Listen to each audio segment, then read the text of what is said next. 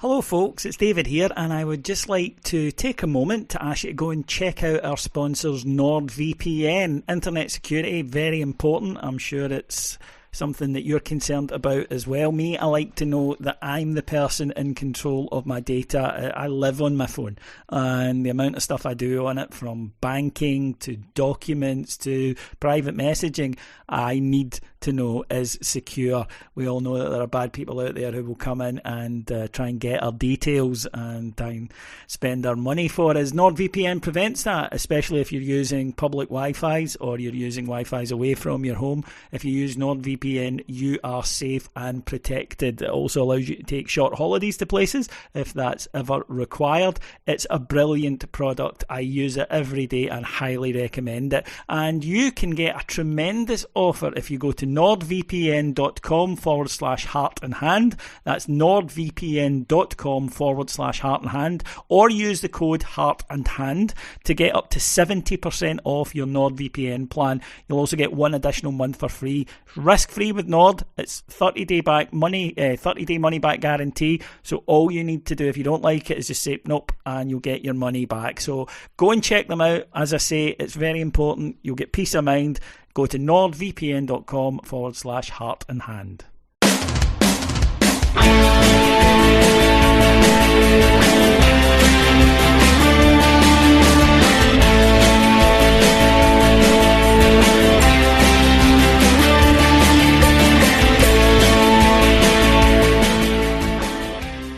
Hello everyone, and welcome to Heart and Hand, the Rangers podcast. My name is David Edgar, and I am delighted to be joining you this bank holiday Monday.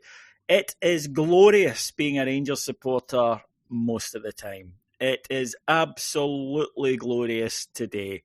Joining me to discuss how life is beautiful is, first of all, a man I wheel out after defeat, so he gets to bask in the sunlight today. It's Andy McGowan. Hello, folks. What can I say? What a lovely Easter weekend. Oh, it really was. And usually we'll Martin out after a defeat as well, but he's no well, so get well soon, Martin. And in his place comes who some people are describing as young Martin, mainly himself. It's Ross Hutton. Good evening, Ross. Thank you. I'll take young Martin every day of the week. I'll put my apologies out there at the front. You might hear my voice is not at its sharpest. Very much in a Martin Ramsey fashion, actually, after one of those kind of results. But it's an absolute pleasure to be on. Thanks for having me. It's an absolute pleasure to do this show most weeks. And you get the odd one a couple of weeks ago after the defeat at Ibrox. And then you get weeks like this. But Andy, you don't get weeks like this, do you, that often? Otherwise, we'd all be sitting... fair enough. You know, this happens to us all the time. It doesn't happen to us all the time where we get weeks like this where we were talking going into the game yesterday about 25 years ago, Laudrup, that winner in the 2-1 victory over them at Hampden. These games stay about for a long, long time. Davy Robertson, I remember, getting sent off in that semi-final. They're not just cup games. They're not just run-of-the-mill games. They matter. And when they come on the back of reaching a European semi-final, which does not come along very often, when they come on the back of two epic 120-minute matches, then there's a reason that we're all feeling the way we're feeling today. See, by the way we're feeling today, do you mean knackered? Because Shattered. Honestly, I noticed that coming out of Ibrox yesterday, coming out of Hampden yesterday, that when everyone went in at the start, you know, it's the first real nice day of summer. Everyone's in their nice T-shirts and, you know, the strips are looking dead shiny and everyone's bright and bang up for it. And then by the time we were coming out, we were all elated and you could just see the happiness, but everyone looked as though they'd been in a battle. I don't know about you. We talk about the players going through 120 minutes. We've all been through 4 hours where our heart's been in our throat and hitting at sounding quicker than a heavy metal gig. So we went through the ringer as well. I think I've had an adrenaline overdose from Thursday to Sunday and I'm absolutely shattered. But, I mean, you talk about the historical kind of perspective there, David, and games gone by. These 4 days, regardless of what happens this season, apart from if we lose the cup maybe, but these 4 days, we'll be talking about these in decades to come because, you know, the highs are 55. I often thought it was going to be really, really hard for us to, repeat anything close to that this year, and I think that's been borne out in the season we've had, which has been fits and starts. But by Christ, these 2 days have came very, very close to that same kind of elation. And you mentioned something in the post match yesterday about when the team bonds with the support, and there's this kind of perfect synergy that happens from time to time when you're all pulling in the right direction, the same direction. And I think that happened on Thursday. I think it happened yesterday. I don't think yesterday happens without Thursday. I've got to be honest. I think if we'd been out on Thursday, I think we'd been pretty flat and on the floor.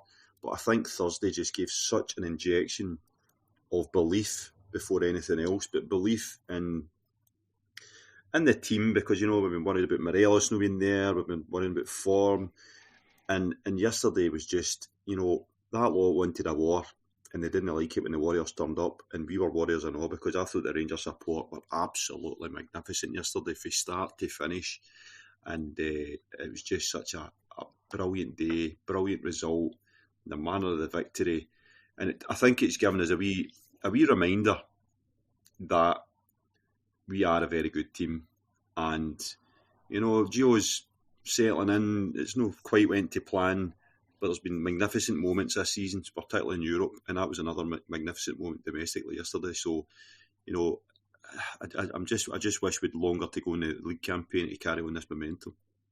On that, Andy, it's easy to say after a loss. This happens a lot when teams say, but we outsung them, as if there's some kind of almost compensatory pride in that. Well, our team lost to your team, but we outsung you. Well, listen, me and Ross were unfortunately fairly close yesterday to the Celtic support. I wasn't impressed, folks. I had my ticket and I was in with all my friends and fellow Bears.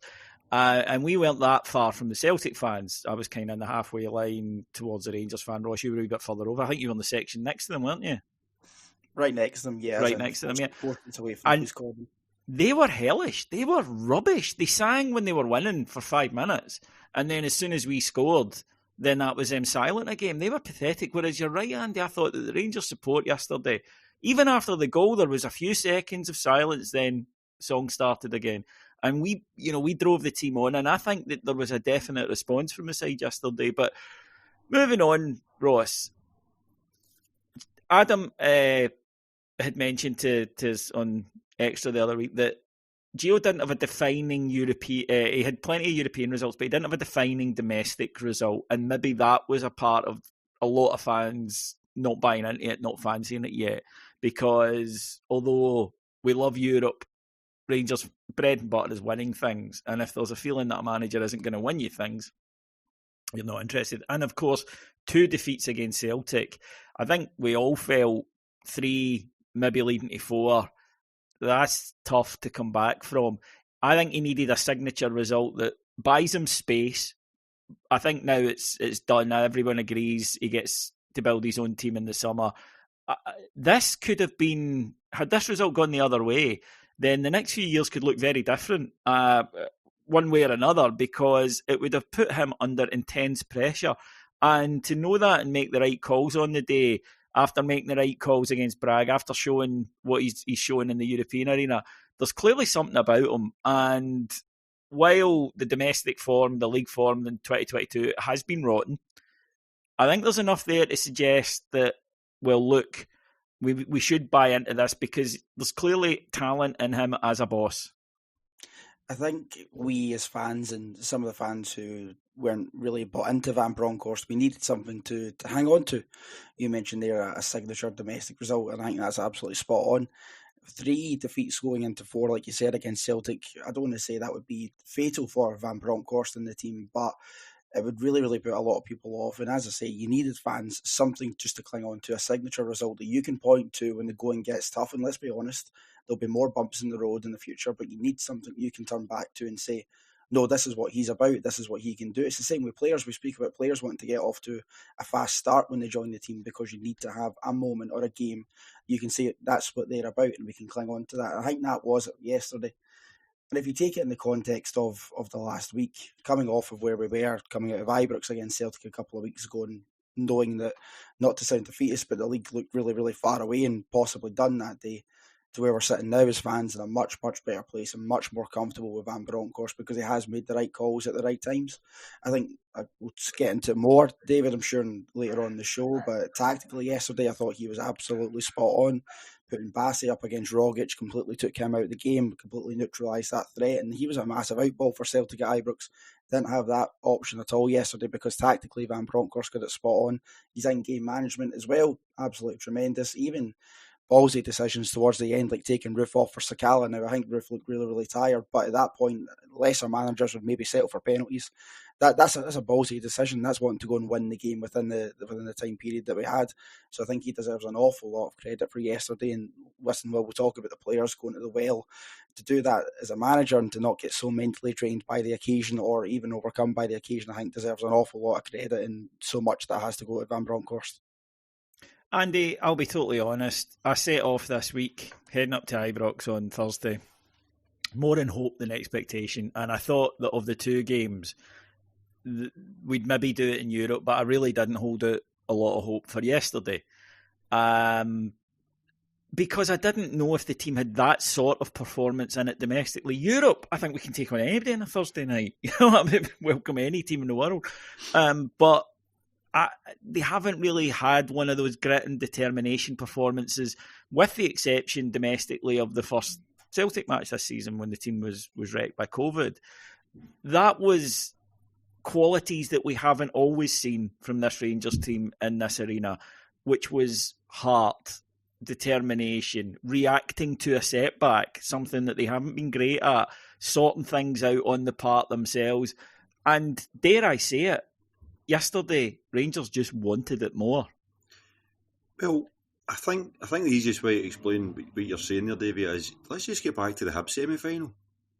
Jeez, I mean, you take that performance then and how abject it was in every single facet you could think of, and then you fast forward to that game yesterday, and it's like two different teams entirely. The attitude, the desire, the ability, actually showing your ability, the fitness, absolutely everything that was missing way back when Gio sat up in the stand and watched that game was there yesterday. And I don't know if I was as optimistic as you for Thursday. I kind of thought this team had ran its race for this season, and things were going against us. And I thought the loss of Morelos was significant. And given you and me are quite normally and we're quite optimistic. I think regular listeners on here will know this. Andy and I will tend to think, if it's 50-50, it's really 51-49 to us. That's just our mindset. It's just who we are as people. I think it says a lot of what the last few weeks had been like, that both of us were going, not quite sure. 100%. I just thought that we were up against it. And I thought these two games in 4 days, regardless of the extra time, were going to be tough ask, tall orders. But I'm kind of dumbfounded that we've came through it and we're sitting here talking about it in these terms, because if you told us the scenarios before it and said, look, you're going to go to Ibrox, a goal behind versus Braga, you're going to have to play extra time, you're not going to have Morelos, you're then going to go into the game against Celtic and you're going to have Morelos again and you're going to have extra time again. What do you think the scores of both the games would be? I don't think you'd be sitting there saying, we win both of them. I think, given what we've experienced this season, where there has been major questions asked at different points of the season of individuals and the squad, latterly Van Bronckhorst, everything's been looked at, everything's been scrutinised, and there's been there's been a lot of negativity, which I think's been OTT. I think you can have criticism if it's qualified, but I think sometimes we've tended to just go to the kind of default, burn it down. I think the kind of thought process on Van Bronckhorst was mental after the last Celtic game at Ibrox. And I'm really, really delighted that we've had these two, because what it does is, as you say, it buys space. I think it buys more than space for Van Bronckhorst. I think it's now a wee mini body of evidence that you don't get to European Cup or Europa League semi-finals by accident, and you certainly don't win games like yesterday in the context of what we've had 4 days or 2 days before, 3 days before by accident. I mean, there was kind of whispers around people questioning what the attitude in the dressing room towards Van Bronckhorst was. I thought yesterday, after that game, well, what happened during the game, obviously, but after the game, you've seen the spirit in that squad. You've seen players that are bit part players that want to be here next year, celebrating on the pitch. You can see the transformation of some players at Lundstrom, Bassey. They've progressed further since Van Bronckhorst has appeared at Ibrox than they did in the first half of the season. So there's loads and loads of things happening that I think point towards real progress. It's just kind of been overshadowed by the fact that the league campaign hasn't went quite to plan. But what I would say to that is, if we've had a pretty poor season domestically, I think that's the way everybody would see it. And we're really only one Celtic defeat away from being, at the top of the league on points, behind them in goal difference. It's a fine margin. And I think that's sometimes where you have to just kind of keep the heat, keep the cool, keep perspective, not throw the baby out with the bathwater. Because, when that happens, when scenarios happen that are fatal and are, the last straw, you know it. And we've been nowhere close to it for me. So I was delighted to get this, to get this positivity injected back into us, and hopefully we carry it on into summer with a cup final win. Ross, we can't just win an Old Firm match. Or rather, I think more accurately, Celtic can't lose an Old Firm match and just accept that they weren't good enough. And yesterday, everything was there for them. They'd had 8 days rest against a Rangers team. They'd beaten the last 2 matches that they knew had played 2 hours, would be leggy, were missing Morelos, etc., etc. And they were out-fought, out-battled, and out-fitnessed, because Rangers finished the game more strongly than them. There's zero excuses for Celtic, but they wouldn't be Celtic FC if they didn't immediately go on to them. And we saw it with their useful idiots in the media immediately on Bobby Madden straight away. It was a referee, it was a referee, it was a referee. We know straight away, we got John Hartson saying, Bassey's left hand was offside. Your hand can't be offside. You can only be offside with a part of the body you can score with. So, first of all, it shows you the kind of punditry levels that are accepted up here, that somebody that doesn't know the rules is allowed to go and spout bullshit. It was a line. It's a line that comes from the club. You'd need to ask yourself what incentives are given to people to come out and immediately start repeating it. But we saw it. We knew it would happen. If they want to talk about refereeing in that game, John Lundstrom should have been booked, 100%. Thought it at the time. Folk round about me were going, to be fair, that's a booking. Don't know why Madden let him away with that one. They're right. We should have had a penalty in the first minute, which has not been discussed at all. When Kent gets his shot away, but then gets taken out late by Callum McGregor, it's a penalty and a booking in any language. And there were plenty of 50-50s didn't go Rangers' way. The foul that led to Celtic's goal, Carter Vickers going down under very little pressure at all from Kamar Ruth. It's boring.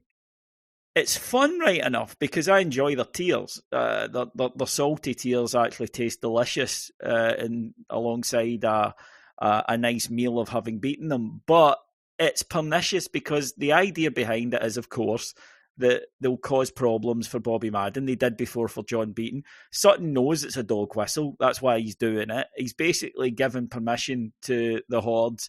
Go and abuse this guy so that next time he thinks twice before not sending someone off or whatever. We watched a guy be 3 yards offside yesterday and allowed to play on for Celtic's best chance. They literally cannot see a match without ignoring anything that goes their way and seeing a lot of things that don't exist. Boring is the word you used there, and boring is the absolutely right word to use for it. I text a friend coming out of Hampden yesterday saying, jokingly, how long until Madden gets the blame for this? And he texts back, it's already started. Sutton started doing it during the game about decisions, saying he was embarrassing himself and this, that, and the next thing. And he's right, I was watching the game back earlier on today before coming on the show, and Sutton started doing it during the game. So it's a predictably boring thing to do.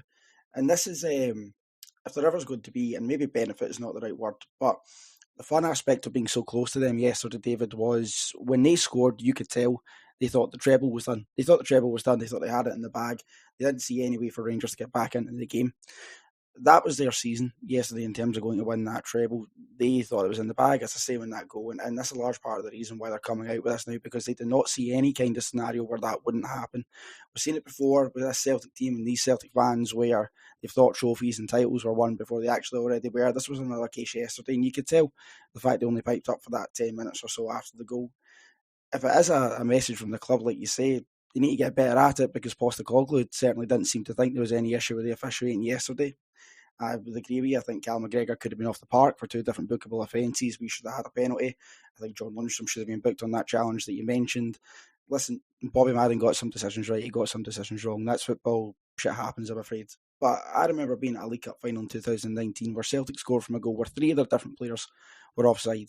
And us as Rangers fans, our takeaway from that day was that's a disappointing decision, but we should have won that game on ourselves. I don't remember officials or pundits giving officials half the abuse that Madden and the team were receiving from yesterday. As I say, you got some decisions right, you get some decisions wrong. But the reason that they do this is because it's worked. You think back to a couple of years ago when John Beaton didn't give them every decision that they ever wanted at Ibrox, and they started throwing bricks through his house window, phoning them up. He's now absolutely petrified to give decisions in Rangers' favour. They do it because it works.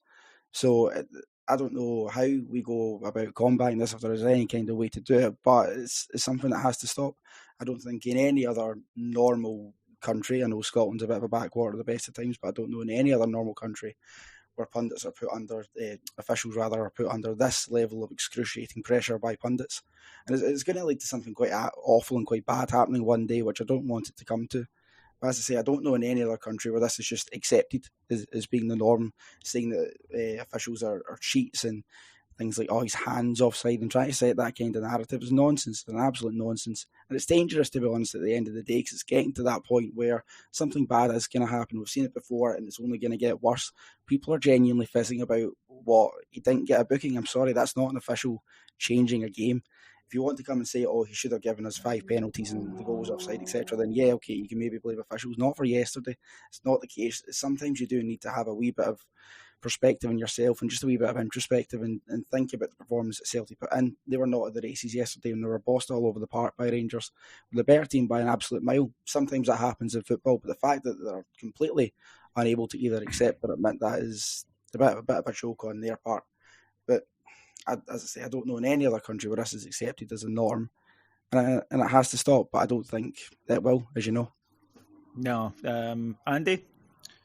Well, we're talking about pundits here, but you've got the chairman of Celtic earlier in the season put pressure on referees. It's, should have seen him brought into disrepute when he starts commenting and said something fairly sinister along the lines of we monitor referees or something like that. I can't remember the exact, but the undertone was clear.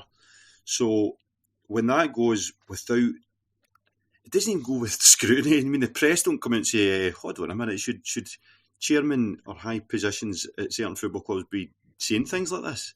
Because the insinuation was that referees don't give Celtic a fair crack at the whip.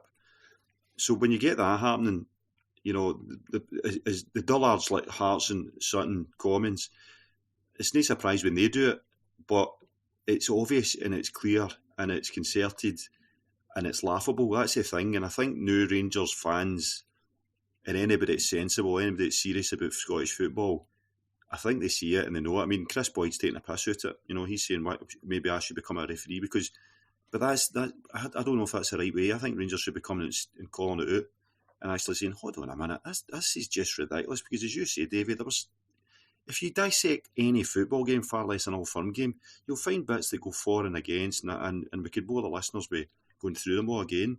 Celtic were beat yesterday because you get beat by the better team, the hungrier team. That's it. And the final word I'll say is, if you've got a conspiracy theory about Bobby Madden or anybody else, please tell me how you fashion 4 minutes extra time for the second half of extra time. Never seen anything like it. Never.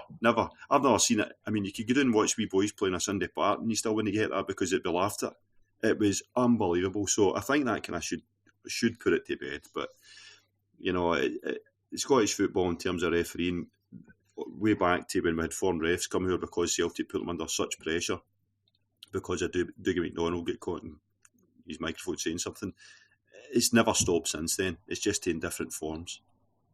No, you're absolutely spot on. And it's deliberate, as Ross said. It's because it works for them and it's because it doesn't get called out. Can you imagine if we or any other fan media came out and dog whistled that you've got a green light to go and attack refs, as Sutton regularly does? They'd be called for us to be shut down. But for some reason, he's allowed to do it. And he doesn't do it with his English punditry. It's exclusively done when he's discussing Celtic. And again, I wonder what they could offer to the bankrupt star to make him think. No, that probably escapes me. I'm not clever enough to figure out what happens. It need to be his mum's bank account, right enough. Anyway, let's move on to happier things. Let's talk about some of the performance yesterday. Ross, I've got a question for you. Ooh, baby, do you know what that's worth? John Lundstrom is the best on earth, and half the reason that my voice is in the state that it is. John Lundstrom. Now, we mentioned the word warrior earlier. My God, I can pay him no higher compliment than there's a touch of soonness about the way he patrols that midfield. And Andy will tell you, for a guy at our age to say that, you don't say it lightly. See, in January, again, hands up, if John Lundstrom had been loaned back to England and we'd said, right, okay, it didn't work, I don't think I would have been upset, and I don't think many would have been upset. Since Gio came in, there's a real argument he's been the best player. And in the last two matches, he's been nothing short of epic. Yeah, the turnaround in John Lundstrom's career at Ibrox will be spoken about for decades. He's now going to be held up as the totem of what you need to do to give players time. I've always been a bit of a Lundstrom apologist. In the earlier days, I stuck up for him quite a bit and said, look, he's obviously a very talented player coming down from the level that he played at in England. You need to give players time to settle into this club. It's a completely new environment.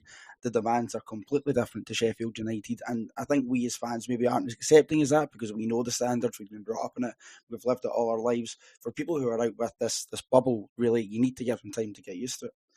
Having said that, when he gets sent off against Alaska, if you take it right the way back there, I was thinking, well, you don't help yourself, son, do you?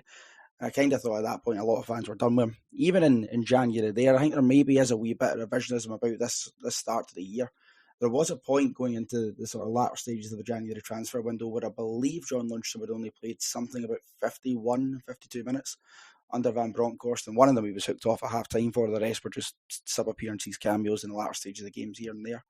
And I think for myself, especially, and a lot of fans, it wasn't necessarily anything against him personally, but I was thinking for the wages that we know he's on, we know he's one of the better players in the squad. If we could free up those wages by moving him on, if the manager really doesn't fancy him, then that would probably be the right thing to do. Thank God that didn't happen because he's been an absolute revelation in this side, especially in the kind of period of time where we were missing Stephen Davis when he was out injured. We needed someone to go in and fill that role. We've spoken before, David, about Glenn Kamara trying to fill that role. It's just not that kind of player. It doesn't work. Just not his role. As it's John Lundstrom's skill set down to an absolute T. And you mentioned the last two games there. Immense. A large part of the reason why we're sitting in the European semi-final and the Scottish Cup finals because of John Lundstrom. I think, did he get man of the match on Thursday? I know he got it yesterday as well. He'd been my man of the match in both games. He's just immense performances and a real leader. I think Tav got it Thursday. You mentioned you speak about Stephen Davis in that role and how you need a general there. John Lundstrom's a general and a warrior and all sorts. You mentioned on the daily update today, and I think it's worth bringing up when Calvin Bassey was apologising essentially and trying to check a Celtic player's well-being. He screamed at him to get back in position and to leave him lying on the ground. You need that. I'm not in that kind of parochial Scottish way of, you need to hate them and all that kind of stuff, although that's an absolute massive benefit. It's going to be really endearing. But if you can back that up with the kind of quality that he shows on the ball and the composure as well, I think, as I say, players coming into this club and playing in those kind of occasions, that was an absolutely ferocious atmosphere yesterday going into that. First time, I believe he would have played in that 50-50 split at Hampden where you've got them. I know they were quite silent for most of the game, but still it must be quite the spectacle for a player to come in and still have that kind of calm and composed presence in the game and go flying into 50-50s, try to win every ball. Even when he went on the bench, I was with the game with my brother yesterday and I pointed it out deep in extra time. He was up on the bench screaming, shouting, trying to drive the team on. He was kicking every ball even when he wasn't on the park. And he, as a teammate to him, that must make such a difference. And it must give you such a lift as well, knowing that you've got that kind of warrior on your side, not even when he's on the pitch as well, David, but even when he's off, it's still trying to cheer you on. And you could see what it meant to him at the end as well, going up to the fans and fist pumping, even at the end of the Braga game, getting a scarf and singing along. He's someone who's really bought into the club over the time that he's been here, and I'm just so delighted for him that he's getting all the plaudits in the world because he absolutely deserves them. Andy, McGregor is their best player. Right. Most important player. We can talk about if he's fit for a Hashi. Fair enough, right? Decent players. But by far, to me, it's not even close. McGregor is a guy who totally makes him tick. He dragged him back into Ibrox. He battered us in that 3-0 game. Yesterday, absolutely taken out of the game. And I thought that was because John Lundstrom said, this area here that you and I are standing in belongs to me. You're not getting it. And I just thought completely dominated them, and that reduced Celtic's threat to the point where, honest to God, apart from the goal, I don't remember John McLaughlin having any saves to make. Lundstrom, he had 3 games. If you think back when we drew at Ibrox with Hearts, and he scored a screamer, it kind of 3-4 games round about that period where I thought he was outstanding. I thought that, but then it disappeared again, and I don't think we ever doubted the fact that on the ball, he's pretty exquisite. He's probably the most two-footed player I've seen for many a year at Ibrox. And to the point where you can't tell which is his better foot. I mean, that shot hit the posters. I think that was his bad foot. So he is a technically exceptional player. And I think Van Bronckhorst and the Dutch influence is getting the best out of him because, if you think back to great Dutch teams, and it kind of reminds me, this might sound stupid and fairly random, but Strootman, Kevin Strootman played for Roma, and yeah, good shout. He kind of had that same kind of linchpin role, and that since Van Bronckhorst has came in, I've seen that in Lundstrom, where he's kind of, it's as if he knows what he's to do in the team now. Whereas before with Gerrard, I think it was hard done to with Gerrard, because if you think back to Tannadice when we get beat, and he had him kind of right of a 3. He kind of get exposed at the goal. It was his fault, and to the point where we're like, he can't play with Davis or too similar, or this kind of stuff. I think now that he's matured into the confidence that Van Bronckhorst has instilled in him by saying, basically you're one of the main players in our midfield when everybody's fit. You're going to be there, and I think he knows what it's about playing with Rangers. And Ross has mentioned how he reacted on Thursday, how he reacted yesterday. I know that his mum and dad were over in Dortmund to see that performance. So, there's a buy-in there that maybe he's realising he's at the biggest club he'll ever play for.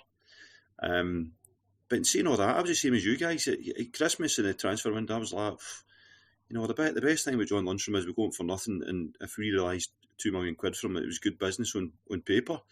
And if he'd went, I don't think I'd have been sitting there saying, we've missed a trick. But that performance yesterday, I mean, you the soonest thing, David, the soonest thing is borderline sacrilege, right? But I know why you're saying it, because it was the contempt married with the ability, married with the result. And the fact that, as you say, Callum McGregor is the guy that dictates how they play, the pace they play it, where they pick it up, where they slow it down. And he totally nullified them. And it was that bite. It was that thing that we love to see in Rangers teams, never mind Rangers players, steaming into tackles and a controlled aggression. At the first minute, he tackles Hatate, a fantastic slide tackle. You barely see slide tackles nowadays. And he started to do that as he became more confident, because if you think back to when he first started with Rangers, he wasn't making tackles like that. He was trying to win the ball nice. He was kind of semi-aggressive, but not as aggressive as he is now.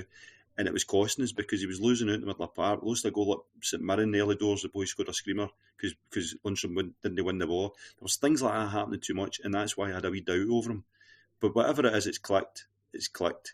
And I think we can look forward to seeing the best of John Lundstrom next season and count on him as a main player. Just as Goldson became a main player for us, just as other players have become main players for us, I think he can become a name down in that first 11 every time.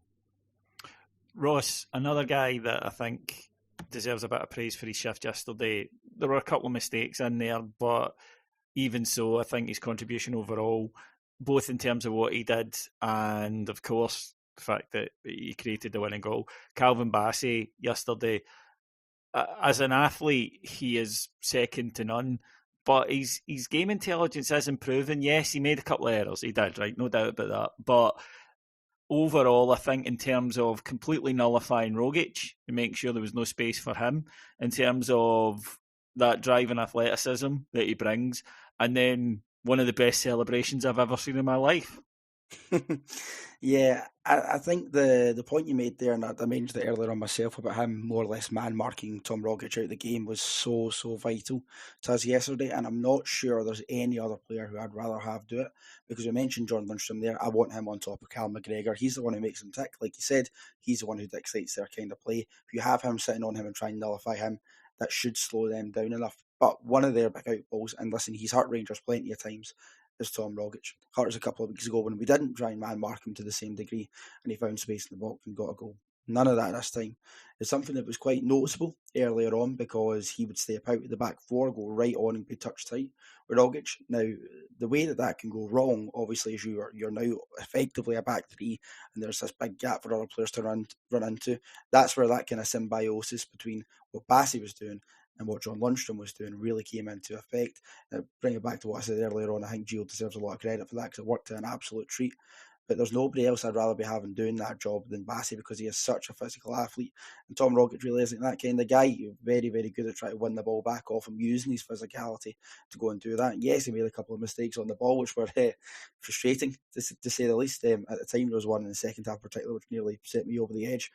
But looking back on it now and having watched the game back, 9 times out of 10, he was incredibly calm and composed on the ball. And his athleticism as well, you mentioned it there, is incredible. There's a brilliant clip on Twitter going about it. I really encourage people to try and look it out if they haven't already seen it, where he is running for the winner, the winning goal. And James Forrest, who is fresh off the bench and a substitute, can't keep up with him at all. This is the guy who's played two lots of extra time in the space of 4 days. That's crazy athleticism. You should not be able to do that. But the engine the boy has on him is just genuinely quite sensational. He's another one who's been an absolute revelation this season, because he played his bit part last year in winning 55. And I think we could all see the level of talent that he has there. But he's been asked to perform a multitude of different roles this season, filling in at centre half. I don't think any of us really thought about that as a long-term solution. I would still much prefer him as a left-back, but I think that has definitely helped him improve his game management and his knowledge of the game. It's given him a completely new perspective on a way to play, and I think that's helped him develop into the first-class left-back that we have today. I'd be quite content with him, and I wasn't sure about this earlier on in the season, but now I would be quite content with him being our starting left-back next season. I think you get the most out of him there. As I say, his engine's brilliant, and the one thing that every player needs there is the final ball. What is his output? It's all very well and good. And we have players in this side, I won't mention it, but we have players on this side who do a lot of running and have a great engine, or have a great athleticism, but their output in the final ball just isn't really there. Calvin Bassey is not one of those players. You do have a confidence when he gets into those positions that he will deliver an excellent final ball that will create chances and cause panic in an opposition box. And that's exactly how the winning goal came about yesterday. So he's another one who I'm absolutely delighted to get all the plaudits in the world, because he's another one who deserves it, quite frankly. And Andy, look, I sometimes can get annoyed when people say you can't fault him for effort, because it should be a given, right? We get that for a footballer. But I think you can sometimes see when guys are putting in a shift that's over and above, right? And it's noticeable. And although they didn't have their best games, maybe in terms of quality, I did want to give a shout out to Ryan Kent and Kamar Roof yesterday, who I thought just constantly put themselves about, ran themselves insensible, really. And even in the last seconds, there's Ryan Kent up in the corner, hassling Harry and winning the ball for us. Their contributions were massive yesterday. No, I totally agree. And the thing with Kent is, and I've said this 15 times on this pod, is that anybody that watches Kent every week knows what he brings to a team. And when you read some of the stuff about, his numbers and he doesn't do that, and he's, it's absolute garbage, because he is integral to the way we play. Because when he's not got the ball, or when he's not having a good game, A, he never hides, and B, tactically and defensively, he is utterly impeccable in terms of work rate and fulfilling his duties. And that's a bit that, people don't realise or don't see it, because they might just be looking for him to be the man that beats 2 or 3 men and gets a ball or an assist. There's more to it than that, and that's why he's never out of our team. He's very rarely taken off. And Roof as well has come in at rich vein of form, because for the first time he's our first choice striker. I think he's been in the shadow of Morelos since he's been at Rangers, and it's kind of ridiculous given his goal scoring record. But I think we're all worried about the fact that he can't play like Morelos, who can.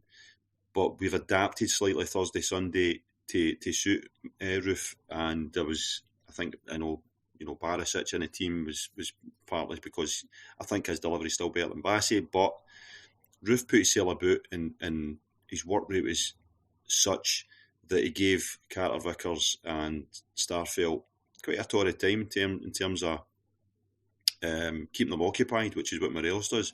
But also you've seen him working back and winning balls and going wide and chasing folk down for the full time he was on the park and the extra time. The professional foul on, who was it? Can't remember, but he had a professional foul on somebody, and it was a thing of beauty. Aye, and this is to go back to the thing about they wanted a war. They wanted a war now. They're moaning about it because all's fair in love and war. Did they not know that? So if we'd done that a couple of weeks ago, they wanted a war on us. They didn't expect one back, and they didn't expect that our players were going to come out and perform like that and be in their faces and wanting everything. I think Roof epitomised that for me. He did, and I think as well. Sorry, Andy. I think as well. I don't want to gloss over that professional foul because it was a thing of absolute beauty. But how often have we spoke on Heart and Hand about the last couple of years? We need a team that will perform the dark arts for us when it's needed. Callum McGregor, the first goal that Celtic scored at Ibrox, should have been fouled at the halfway line. Yeah, exactly. They learned a lesson from that completely. We've been screaming for it for years. I'm a big appreciator of the dark arts. I do enjoy watching my Atletico Madrid when I see them on the TV. It is a thing of beauty when it's done well and when it's done to a professional standard. We're not talking about just taking bodies left, right and centre for the sake of it. I'm talking about strategic fouling in places where it has to be done. It wasn't just Roof. Well, that tackle was brilliant. Aribo done it as well earlier on in the game, which was absolutely tremendous. Other things, like there was a point where I believe Tav brought a second ball onto the pitch to stop them taking a quick throw in. Small wee marginal gains. The other one as well where just after Roof had his header cleared off the line by Starfield, Aribo went down and stayed down and then just kind of get back up. Now, how genuinely hurt he was, not entirely convinced, but again, it's just good gamesmanship. I think that's another kind of large factor about the reason why they get so frustrated yesterday. You could tell the Celtic players were getting frustrated with it. It's because we wouldn't let them do what we've done a couple of weeks ago, whereas you can just run where you want and we're not going to bring you down until it's too late. Absolutely none of that. I thought the game management and the dark arts yesterday was very, very good and something that I've been crying out for a long time.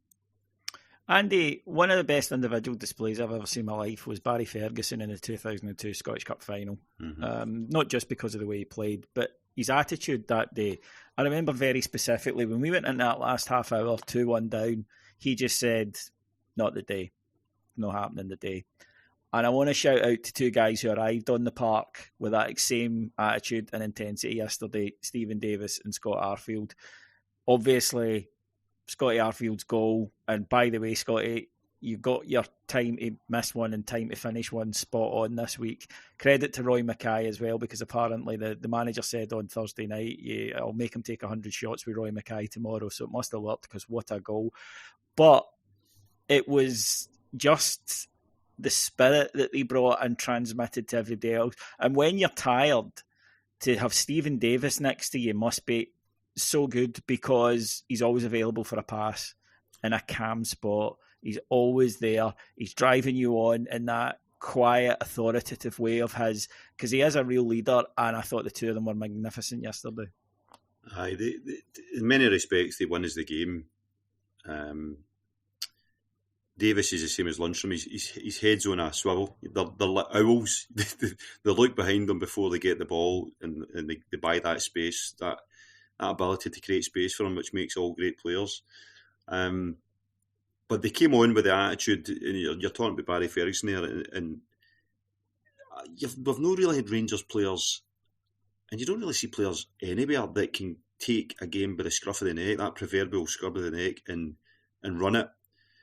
Because it's hard to do. It's easier said than done. And I thought Davis did that because we actually upped our game in the last 20 minutes or whatever he was on the park, because he was very progressive. And what I mean by that is Davis sometimes can be a wee bit too safe and keeps the ball, but he wasn't doing that. He was moving up.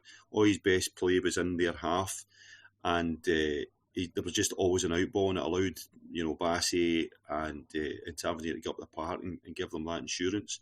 And Arfield, he's had a lot of good Old Firm games because he gets aggressive, he gets in their face, but it's controlled, and he did that yesterday. I mean, you've seen his reaction to the goal when he scored. Now, it was an aesthetically beautiful goal, just that spin and curve, and the fact that Joe Hart didn't even get close to it. It was just such a beautiful goal, and I was right behind that goal.